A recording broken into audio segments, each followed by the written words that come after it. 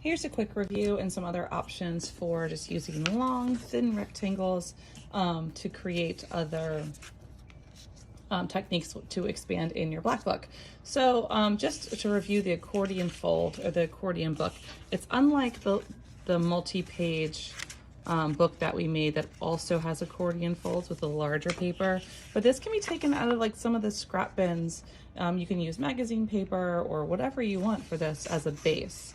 So to make your accordion fold, I like to have them even. So in order to know that they're even, I can just fold in half a couple times to see what size I want.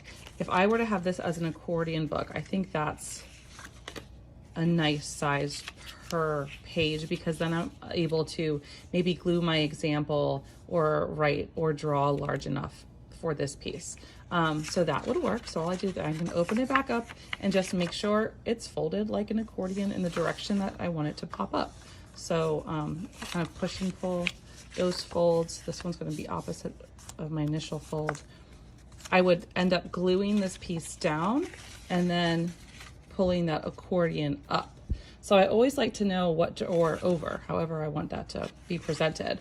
But I always like to know where I'm going to glue. So I often will mark it with an X for glue side, or an arrow like this side down.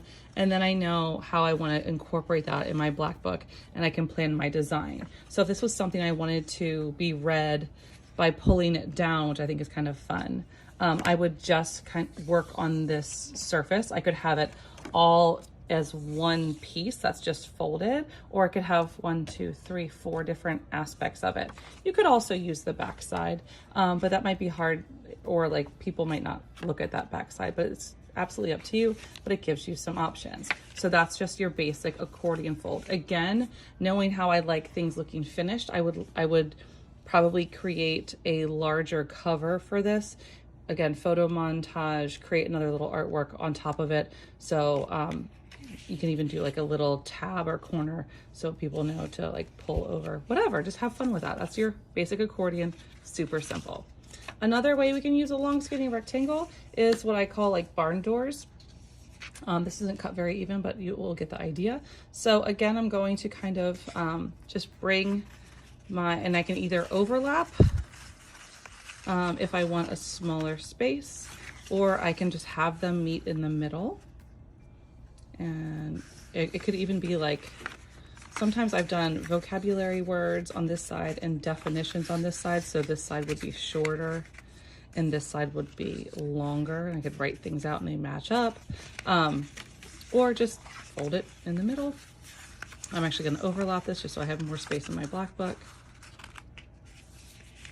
And instead of accordioning out, it would just kind of barn door out. So I would glue this side to my black book, and then it would open, boom, boom.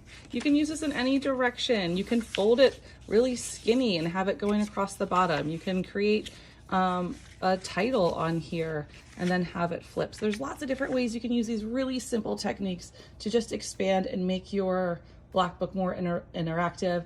I also like this for like experimentation. Sometimes when people flip through my black book, I don't want them to see maybe some of my practices or just maybe more personal thoughts. So these are also great ways just to kind of keep those a little more hidden until you wanted to show it off or when you were ready. So there's some great techniques. Have fun, experiment. There are no rules to this. Go bonkers.